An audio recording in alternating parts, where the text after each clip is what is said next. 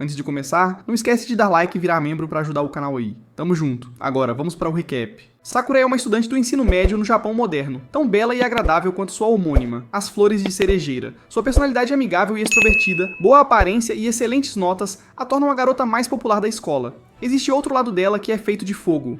Ela valoriza a justiça e a equidade acima de tudo, e treinou-se na arte marcial defensiva do Aikido para se tornar forte e resiliente. Um dia, ela testemunha uma cena terrível de 6 homens sendo queimados vivos por chamas azuis, e um garoto de cabelo preto parado no meio. Ela imediatamente chama a polícia e corre para salvar as vítimas sozinha. Um único policial, sem senso de urgência, vai até ela tranquilamente de bicicleta, e ela freneticamente o conduz até a cena do crime, apenas para não encontrar nada lá.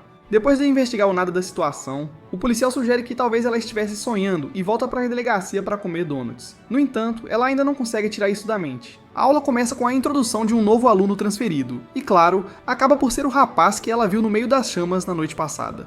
Ele se apresenta como Ryuogami e diz que está ansioso para conhecer todos. As garotas imediatamente começam a suspirar por causa de sua aparência bonita, mas Sakura não está tão animada. Após a aula, ela o observa de forma nada sutil enquanto ele conversa com os outros rapazes. Então sua amiga, Aoba, pergunta se ela gosta dele. Sakura a ignora e se levanta para dizer a ele que quer conversar a sós e para segui-la. Todo mundo fica completamente escandalizado e começa imediatamente a fofocar sobre esse casal potencialmente perfeito e icônico. Eles vão para o terraço da escola para conversar em particular, mas toda a população escolar vem observá-los à distância. Ela vai direto ao ponto, perguntando onde e o que ele estava fazendo na noite passada, ao que ele responde que estava em seu trabalho. Então ela o confronta diretamente sobre a luva na mão dele, acusando-o de usá-la para esconder as queimaduras que ele recebeu quando matou todas aquelas pessoas na noite passada. Ele tira a luva para mostrar que sua mão está completamente normal com um anel prateado no polegar. Ele explica que a luva é um amuleto da sorte dado a ele por alguém especial quando machucou a mão na infância, para que nunca aconteça de novo. Ela fica sem ter o que dizer, então ele gentilmente diz que gostaria de se tornar amigo e se afasta. Isso faz com que todos pensem que ele a rejeitou, causando um tumulto na escola. Qualquer publicidade é uma boa publicidade, e isso aumenta ainda mais a popularidade de Ri entre as garotas. Sakura, que vive no seu próprio mundo, está frustrada com seu fracasso e está determinada a conquistá-lo. Ela o persegue persistentemente, até tentando segui-lo após a escola, mas ele está ciente disso e se esconde para se livrar dela. Claro, é aceitável quando ela persegue, mas quando eu faço isso, é assustador e consigo uma ordem de restrição contra mim. Em seguida, ela vai até a cena do crime na esperança de que ele apareça lá novamente. Enquanto observa, ela alimenta um cachorro chamado Yu, que foi abandonado após a morte do dono. Ela tenta imitar a maneira como sua dona a acariciaria enquanto a alimenta, mas ela se assusta e foge. Ri aparece nesse momento e rapidamente cria um vínculo com o cachorro, reconhecendo que ela não confia em pessoas por causa de experiências ruins no passado. Isso faz Sakura perceber que ele não é tão ruim quanto ela pensava. Ele pergunta se Yu é um cachorro de rua. Ela responde que o dono dele era um homem sem teto que foi morto por um bando de bandidos de uma gangue chamada G-Falcon, que tem tatuagens de falcão no peito. Ela está amarga porque ninguém se importou com a morte desse pobre homem, e porque esses criminosos ficam impunes devido ao poder e influência da gangue, o que faz até a polícia fechar os olhos. Ri aponta que ela sempre pode se lembrar dele, mesmo que o mundo esqueça, e que não precisa das leis do país para trazê-los à justiça, citando o princípio de olho por olho. Embora ela ache que é uma filosofia demasiado cruel, ela admira o seu sentimento e finalmente lhe dá um sorriso.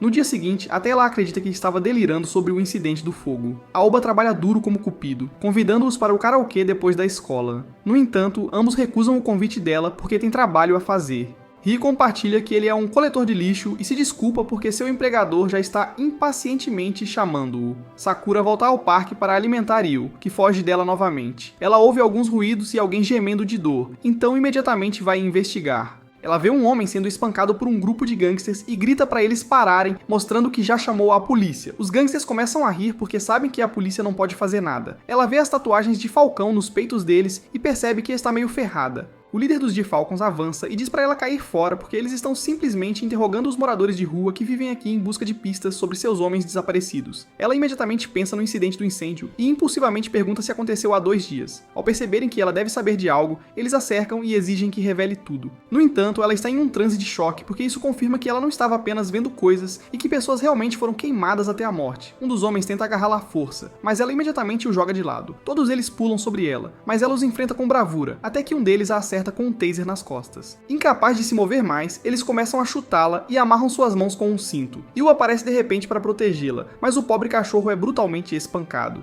Ao ver isso, Sakura levanta-se e coloca-se na frente de Yu, mas eles simplesmente a chutam por trás e estão prestes a esfaqueá-la com uma faca quando Ri aparece para verificar o cachorro.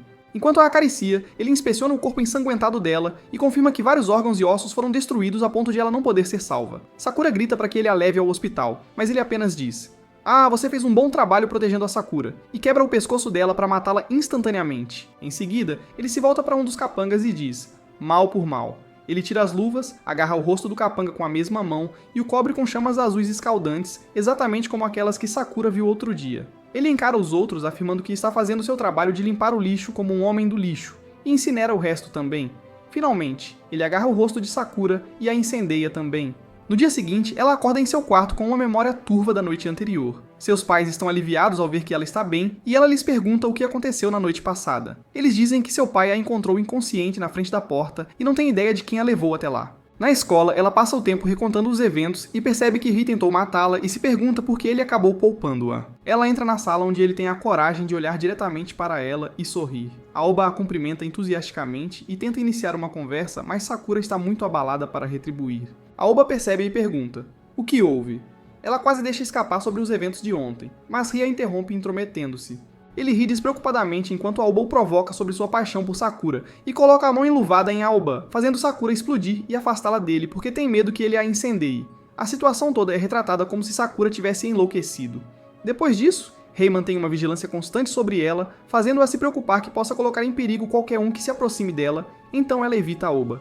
Sua amiga interpreta erroneamente isso como Sakura escolhendo um cara ao invés dela e fica brava. Frustrada, Sakura pede publicamente a Rei para acompanhá-la até em casa para conversarem, e então agarra Aoba e assegura que irá explicar tudo quando tudo acabar. Aoba entende e deseja-lhe sorte. Após a escola, ela leva Rei para uma rua movimentada, onde certamente ele não pode fazer nada, e o confronta sobre matar os homens de Falcon. Ele admite isso imediatamente e pergunta qual é o mal em se livrar de lixo como eles. Ela pergunta se ele acha que é algum nobre portador de justiça, ao que ele responde que ele é mau.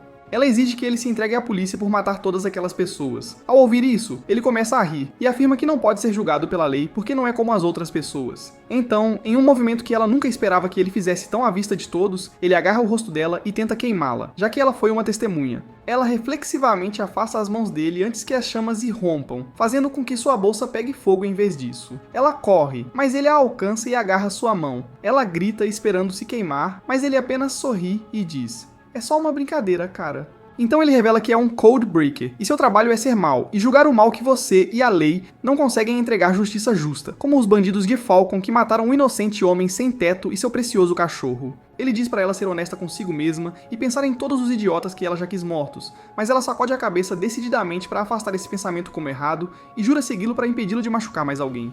Ele ri e concorda com a condição de que, se ela contar a alguém sobre ele, ele queimará ela, a pessoa para quem ela contou e quem estiver por perto enquanto dá um exemplo de uma entrada infeliz da Starbucks. Mais tarde, ele liga para os superiores e informa que decidiu não se livrar de Sakura, porque ela é um caso interessante e raro que não queima nem com suas chamas.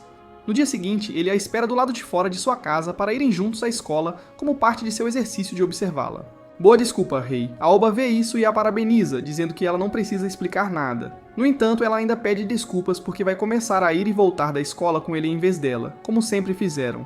Um garoto ciumento avança em direção a Rei com uma espada de bambu porque não aguenta ver sua TikTok Girl favorita, Sakura, saindo com outra pessoa. Sakura percebe Rei levantando a mão e pula na frente dele para desviar a espada antes que ele possa lançar seu feitiço de fogo, e então grita para que todo o corredor ouça, que se alguém tocar no Rei, terá que se ver com ela. Após a aula, ele é designado para a limpeza da escola no dia seguinte e é aconselhado a ir à sala do conselho estudantil para pegar a lista de tarefas. Antes que qualquer outra pessoa possa ficar paranoica, Sakura se oferece para mostrar a sala a ele. No caminho, eles encontram Fujiwara Senpai, que tem uma queda por Sakura. Ela imediatamente gosta de Rei porque ele concorda que Sakura é uma garota legal, então ela decide revelar seu segredo para ele. Ela tira os óculos para revelar que tem lindos olhos de cores diferentes. Um é castanho enquanto o outro é azul. Ele imediatamente segura a cabeça dela como se fosse incendiá-la, fazendo Sakura entrar em pânico. Lentamente, ele recupera a compostura, penteia o cabelo dela e pede desculpas por tê-la confundido com outra pessoa. Mais tarde naquele dia, Sakura o segue em uma de suas missões, apesar de seus avisos. Eles entram em um prédio de apartamentos onde Rei destranca a porta de um dos apartamentos. Ele ataca a primeira pessoa que vê, nocauteando-a.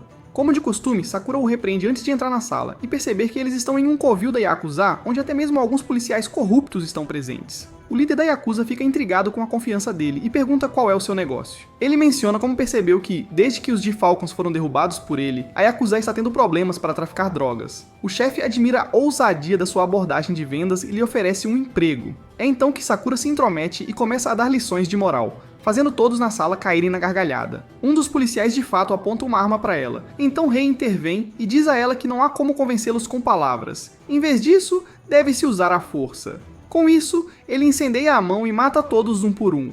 No meio da carnificina, ele para uma bala com sua mão em chamas, fazendo-a sangrar. Sakura fica horrorizada com o que acabou de acontecer e grita para Rei que certamente havia uma maneira melhor de lidar com isso do que matá-los. Uma das vítimas drogadas senta-se ao lado da porta principal, paralisada pela dor da abstinência. Sua filha está no mesmo estado no banheiro e Sakura tenta ajudá-la. Rei não demonstra nenhuma compaixão e começa a estrangulá-la quando ela diz que quer morrer. Enquanto sufoca, ela murmura que afinal não quer morrer. Então ele a solta. Ele diz a ela que sentir coisas como querer morrer é um luxo da vida e que ela não deve levar isso levianamente. Sakura fica pasma com sua filosofia e o abraça, dizendo que sente seu calor e que se esforçará para entender o que se passa em sua mente doentia e distorcida. Em troca, ele a soca e diz que não quer ser compreendido. Então ele sai do prédio e confronta Takada, o chefe de polícia corrupto, para descobrir onde um homem chamado Hitomi está. Takada tenta fugir, mas Rei o persegue e está prestes a matá-lo. No entanto, ele é interrompido por um helicóptero, de onde um homem chamado Toki pula e mata Takada. Rei parece tão irritado quanto pode, considerando seu rosto monótono ao ver Toki, o cara de olhos de cores diferentes que ele detesta. No dia seguinte, Rei aparece diante de Eden, o órgão supremo de tomada de decisões dos Code Breakers. O comitê o felicita pelo trabalho, apesar de ter sido nomeado como o último dos 6. Code Breakers. Eles lhe dão sua próxima missão, que é o assassinato de um político chamado Shigeru Tabata. Ele pergunta se esse cara também está envolvido com Hitomi, ao que um dos superiores de Toga diz que não é seu trabalho, como um cachorro mantido saber ou se importar. Rei não tolera a insolência e imediatamente incendeia o fantoche falante, dizendo aos superiores para falarem diretamente com ele, se tiverem coragem. Enquanto isso, Sakura se encontra novamente no portão principal de sua casa sem memória do que aconteceu na noite anterior e com um cachorrinho fofo ao seu lado. Esta é a segunda vez que isso acontece, causando preocupação em seus pais de que ela se tornou uma viciada, ou algo assim. Eles a repreendem sobre como o crack é coisa de 2010 e que ela deveria trocar para cogumelos alucinógenos. Ela mente que na verdade entrou para o clube de montanhismo, então tem dormido ao ar livre como treinamento de resistência. Os pais suspiram aliviados e escondem discretamente seu estoque. Ela sai de casa para ir à escola, mas vê um rapaz com olhos heterocromáticos esperando por ela do lado de fora. Ele se apresenta encantadoramente como Toki, quebrador de código 004. E explica que ele é o substituto de Rie para o dia. Depois de afirmar ser um amigo próximo dele, ela fica animada e diz que precisam discutir coisas sobre ele. Toki concorda, mas quer mudar de lugar e a leva para um parque vazio onde se sentam em um banco. Ele diz que também tem algo importante a discutir envolvendo ela e se aproxima muito de seu rosto. Sim, ele definitivamente assiste a vídeos de artistas de paquera. Felizmente, Rie aparece e o afasta. Eles começam uma briga quando Tóquio lembra que tem o trabalho de hoje à noite para discutir, já que os superiores não têm total confiança em Rie para realizar isso sozinha. A briga deles gradualmente aumenta de intensidade à medida que começam a usar seus poderes, mas Sakura acaba com o confronto antes que alguém se machuque. Mais tarde, Sakura vê Toki andando pelo campus durante uma de suas aulas, então ela finge estar doente e se desculpa. Rie consegue escapar também, e eles encurralam Toki. Uma professora chama a atenção dele por estar usando o uniforme de outra escola, mas ele a convence a deixá-lo visitar a escola, e ela permite que ele assista às aulas por um dia. Durante o intervalo, Sakura convida Rie para almoçar e discutir as coisas, mas ele recusa. Ela também convida Toki, que tenta escapar dizendo que tem trabalho, mas acaba sendo forçado. Ela pergunta a Toki se há alguma maneira de fazer Rie parar de matar pessoas, ao que ele responde que todos os Code Breakers têm um objetivo, como proteger alguém ou algo, então eles aceitam trabalhos que sujam suas mãos para garantir isso. Ele tem certeza de que Rie também tem algo assim acontecendo. Ela também descobre que Fujiwara Senpai é a irmã mais velha de Toki, então a semelhança não é coincidência. Neste ponto, Rie se junta a eles com a desculpa de que não quer correr riscos porque não sabe que besteira a Sakura vai fazer. Kitsundere. No entanto, eles não conseguem ter a conversa séria que ela queria, porque o encontro triplo de almoço recebe a companhia de 2 veteranos, um deles sendo Fujiwara. Ao vê-la, Toki sai silenciosamente antes que ela o note. Quando Sakura diz que seu irmão veio visitar, Fujiwara parece confusa porque não há ninguém e ela não tem irmãos. Sakura acompanha Rie naquela noite para a missão. No caminho, ela pergunta qual é a relação entre Fujiwara e Toki. Ele explica que os Code Breakers são pessoas que não existem na sociedade, então mesmo que você tivesse família ou conexões antes, elas não existem mais. Todos se encontram na residência do alvo, onde Toki desativa habilmente o sistema de segurança e invade amassando a porta da frente como uma lata de refrigerante. Rie revela que seu poder especial é manipular o magnético, Campus. Assim que entram, são recebidos por um grupo de guardas armados que vão direto para matar, mas Toki bloqueia as balas com seus poderes e as redireciona para os guardas. Sakura atrapalha ao derrubá-lo, mesmo que eles literalmente tenham tentado matá-los há 2 segundos. Alguém a joga de volta na cozinha, onde ela pertence. De repente, um tornado surge entre os dois lados, e os guardas viram pedra e se desintegram. A porta explode, e 2 homens equipados com grandes mochilas que lhes dão a capacidade de controlar o vento e a água chegam. Eles enfrentam os quebradores de código na batalha, mas rapidamente ficam sem combustível e recuam como galinhas. Toki explica que esta organização foi financiada pelo governo para pesquisar habilidades especiais. Os Codebreakers recebem ordens diretas do primeiro-ministro para que o mal possa ser controlado, mesmo que esteja na forma de políticos corruptos e agentes da lei.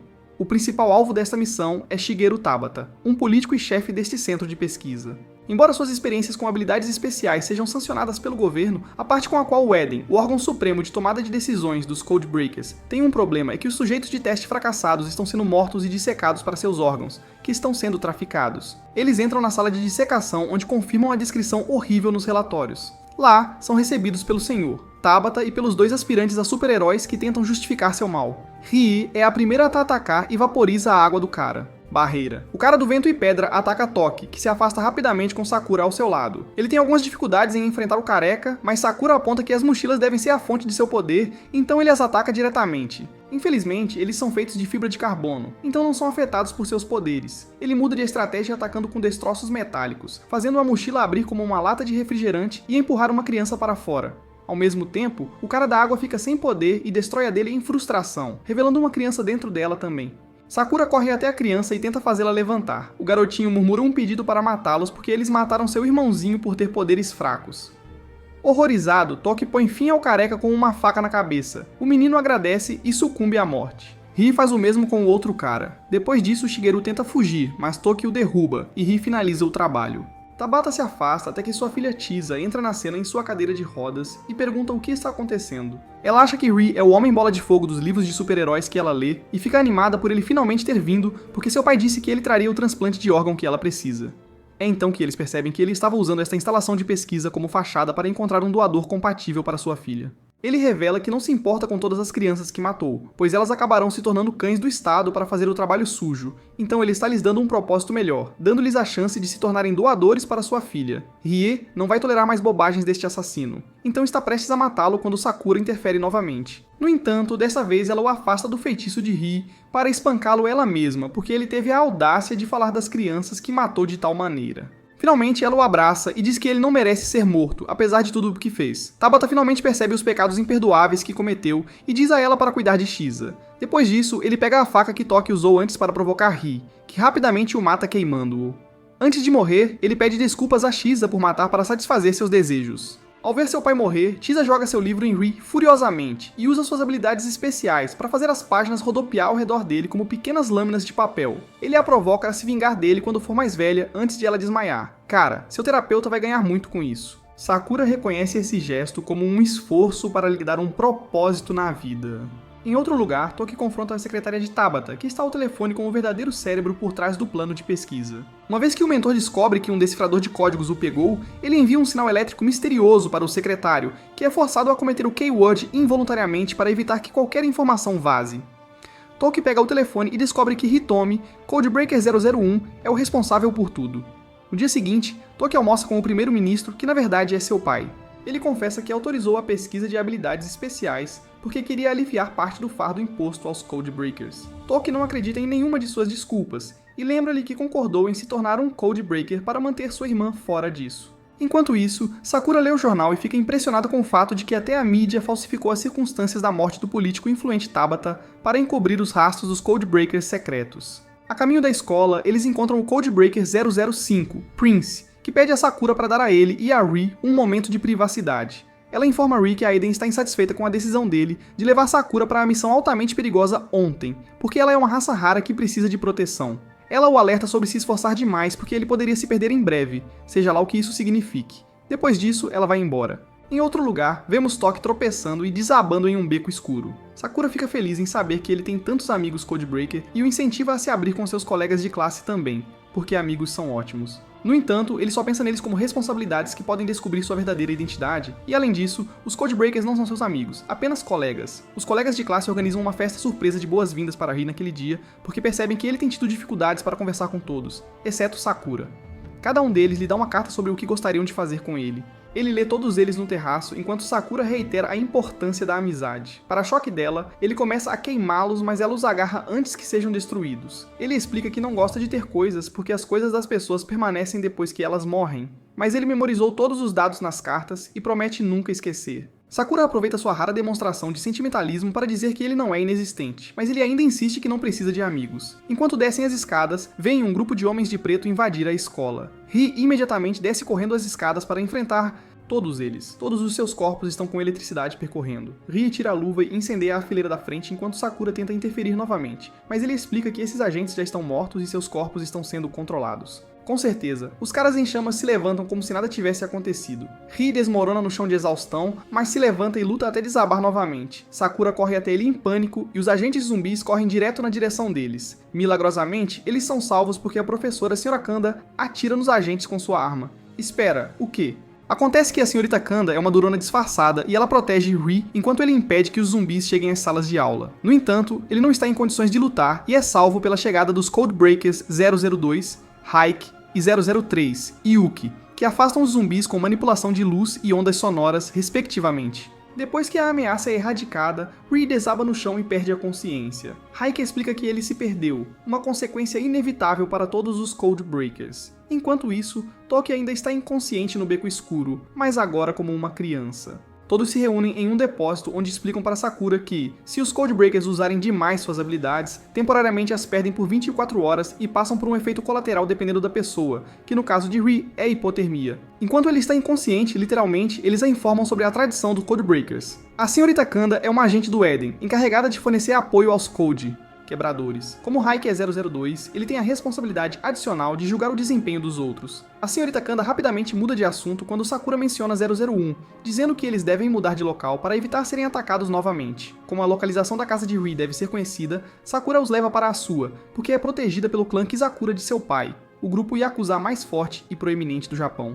Toki já está lá esperando por eles na forma de criança, até ele se perdeu e seu sintoma é regressão etária. Naquela noite, Hike diz a Yuki que os agentes zumbis parecem mirar Ri e Sakura. Eles especulam porque Hitomi pode estar mirando nela, mas não conseguem chegar a nenhuma conclusão. Ri acorda de seu sono e olha ao redor da casa. O pai de Sakura percebe que ele se interessa pela katana em exibição, então ele a entrega a ele e avisa que haverá consequências se Sakura estiver em perigo. Um segundo depois, Sakura está em perigo porque Hitomi infiltra-se na casa para sequestrar. Yuki tenta lutar contra Hitomi com suas ondas sonoras, mas ele as bloqueia facilmente e o neutraliza. Ri não é páreo para ele com uma katana, e é eletrocutado várias vezes. Hike e Toki o prendem momentaneamente com feixes de luz e ferro, fazendo-o perder Sakura, que é capturada por Prince. E então, toda a equipe do Codebreaker aparece. Ele revela que seu motivo para fazer tudo isso é se vingar de Eden. Ri não precisa ouvir mais, porque tudo o que lhe importa é que ele se tornou mal. Ele e Toki lutam, mas é tudo em vão, porque Hitomi pode simplesmente afastá-los com seu relâmpago. Uma vez que decide que já se cansou de brincar de lutar, ele mostra sua verdadeira força ao liberar uma bola de relâmpagos que os apagará a todos. No entanto, Sakura nobremente se coloca na frente para receber o golpe, mas surpreendentemente resiste completamente. Os Codebreakers se preparam para continuar a luta,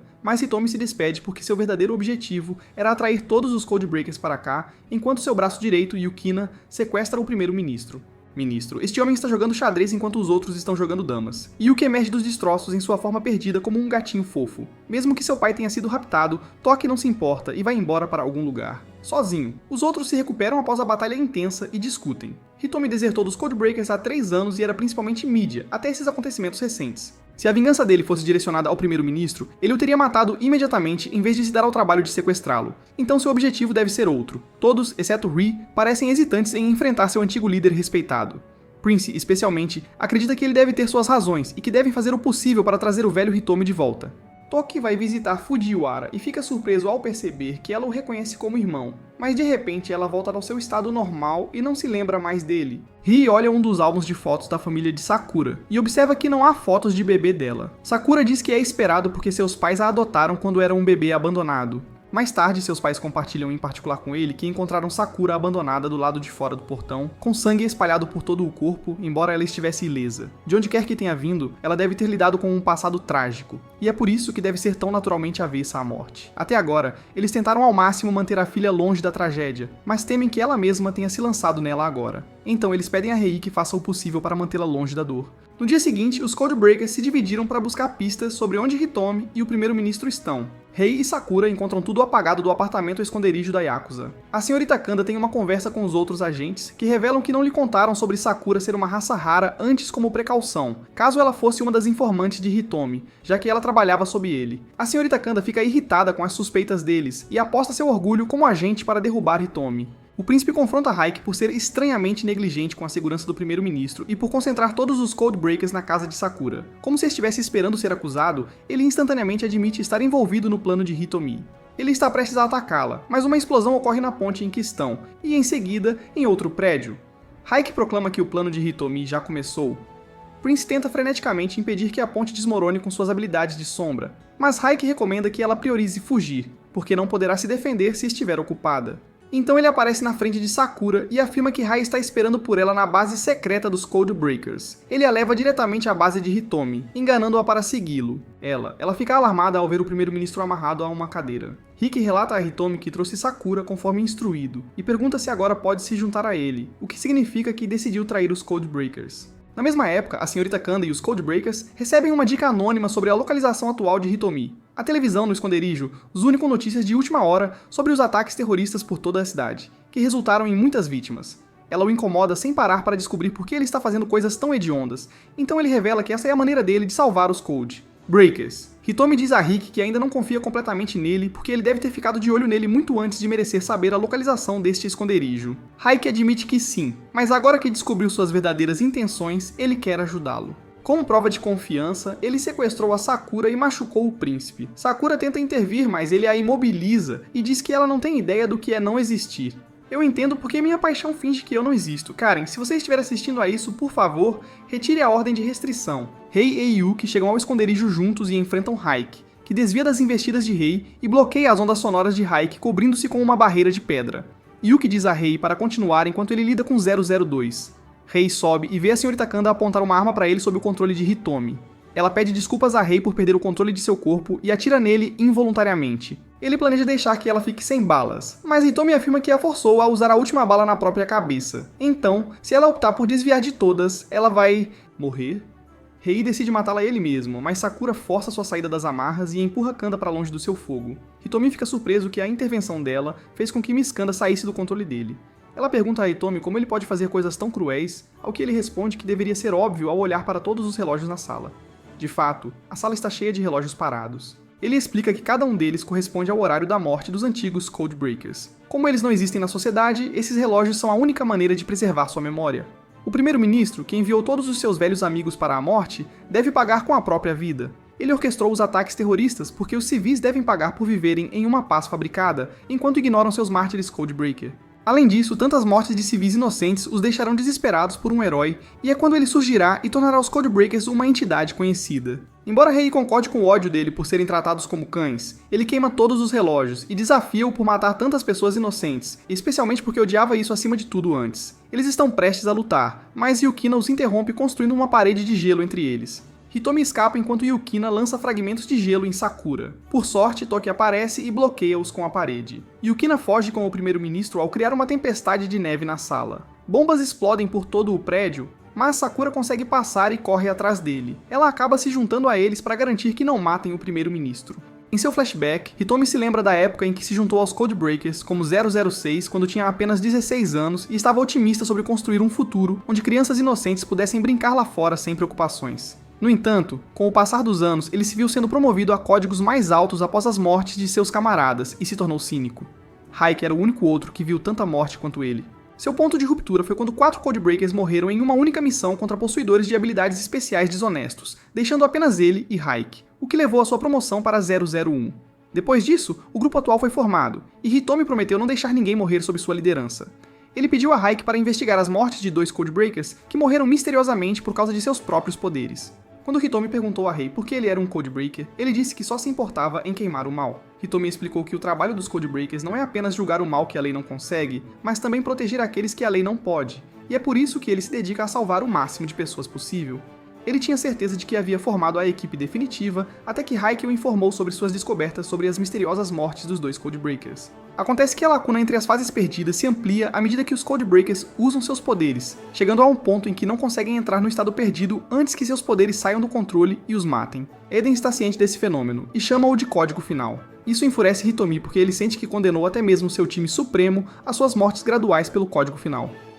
Foi então que ele decidiu enfrentar o primeiro-ministro pelo bem das vidas de seus amados membros do time. Um dia, seus Codebreakers foram alertados de que Hitomi se rebelou e tentou assassinar o PM.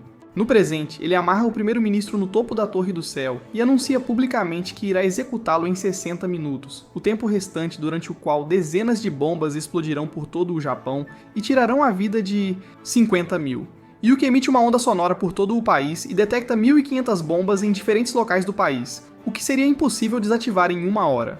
O pai de Sakura e seus homens tentam freneticamente localizar Sakura pelo sinal do celular dela. Ao mesmo tempo, ele e os outros Codebreakers recebem outra mensagem anônima listando todas as bombas.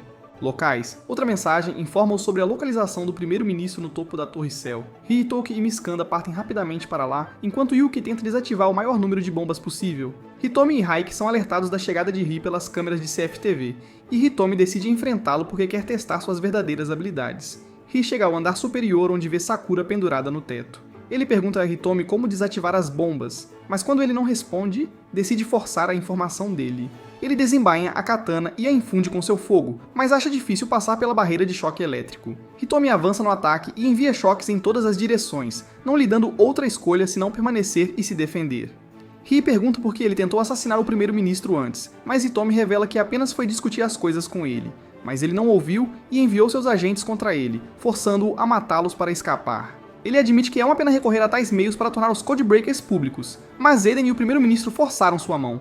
Além disso, não são apenas os Codebreakers que ele está tentando proteger, mas os milhares de crianças com habilidades especiais que o governo arrebata dos pais para pesquisa e recrutamento como Codebreakers, um termo glorificado para cães do governo. Enquanto isso, a Sra. Kanda e Toki enfrentam Hike, que usa sua luz deslumbrante para se multiplicar e atacar Toki de uma só vez. Os desgraçados e cintilantes abalam Toki ao lembrá-lo da morte iminente do primeiro-ministro, fazendo-o chegar mais perto de sua fase perdida. No entanto, Toki usa toda a sua força para parar o ataque final de Hike e chuta sua bunda brilhante. Depois disso, ele sobe até onde seu pai e primeiro-ministro está amarrado, mas se recusa a libertá-lo. Enquanto isso, Yukina infiltra-se no prédio onde as crianças com habilidades especiais são mantidas, mas é confrontada por Prince, que sobreviveu ao ataque de Hike na ponte. Ela luta com ele com a convicção de que irão salvar as crianças e Hitomi sem qualquer compromisso. Enquanto isso, Hitomi espanca Ri e afirma que as bombas não podem ser paradas porque foram programadas para explodir em um momento específico e ele não tem mais controle sobre elas. Em uma situação dessas, eles podem muito bem assistir enquanto os civis são aterrorizados o suficiente para precisar de heróis que os salvem.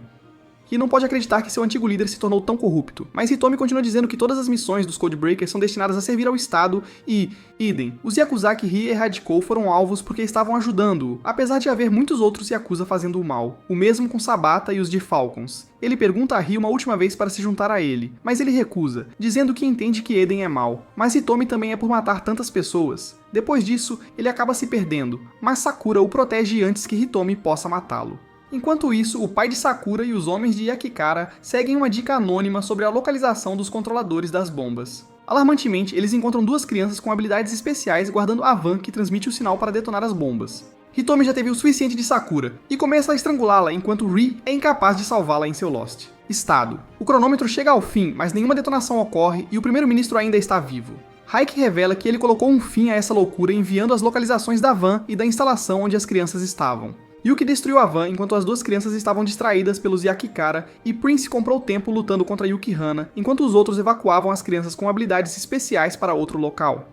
No entanto, Hitomi usa seu plano de contingência como última medida. Ele escolheu a Torre do Céu, pois é um local ideal para usar seus poderes e detonar todas as bombas de uma vez. Hike não consegue detê-lo, mas Prince salva o dia envolvendo a torre em sua sombra. Toki destrói a câmera que transmitia o rosto do primeiro-ministro e ameaça matá-lo, mas se contém porque isso o tornaria igual ao pai, que usa seus filhos como cães do Estado. A única razão pela qual Toki se tornou um Codebreaker é para que Fujiwara fosse deixado em paz para viver uma vida normal. A equipe dos Codebreakers joga outra rodada de Isto Não É Você com Hitomi até que Ri tira seu anel e revela a verdadeira extensão de seu poder. Ri está absolutamente OP agora e absorve o poder mais forte de Hitomi sem suar. Finalmente, ele usa seu golpe final para derrotar Hitomi. Depois disso, Hitomi é atacado por seus próprios poderes porque ele alcançou seu código final. Em seus últimos momentos, ele confessa que usou meios tão drásticos para mudar Eden porque sabia que não tinha tempo suficiente. Acima de tudo, ele não queria que outros com habilidades especiais sofressem esse terrível destino. Ele pede desculpas aos seus antigos camaradas por causar colocá-los em perigo e percebe que seu plano não será totalmente em vão se eles aparecerem para o público como os heróis que impediram o mentor de todo esse terrorismo. No entanto, o primeiro-ministro simplesmente rejeita isso, fazendo com que Hitomi entre em uma crise de raiva para matá-lo, mas os Codebreakers o impedem juntos e pedem que ele deixe o resto deles, para que mais maldade não se acumule nele. Finalmente, sentindo uma sensação de calma, Hitomi sucumbe à morte. Os Codebreakers lamentam sua morte, os únicos que souberam de sua existência. Mais tarde, Toki ouve o público dando o crédito para a polícia por resolver esta crise. O primeiro-ministro celebra obnoxiosamente sua sobrevivência com Raik e o elogia por criar uma situação que revelou os verdadeiros poderes de Rui, seu objetivo em sua grande agenda de derrotar alguém chamado Shiki.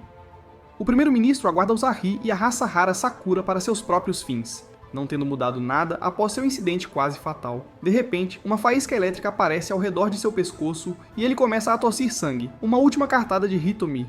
Todos os Codebreakers, exceto Ria, se despedem de Sakura antes de seguirem em missões separadas. Uau, uma tsundere até o fim, hein? Sakura retorna à sua vida normal, mas nunca esquece os heróis silenciosos que arriscaram suas vidas por toda a sociedade. Bom, isso é tudo por hoje. Se gostou do vídeo, deixe o like e não se esqueça de se inscrever no canal para não perder vídeos saborosos como este. Até logo!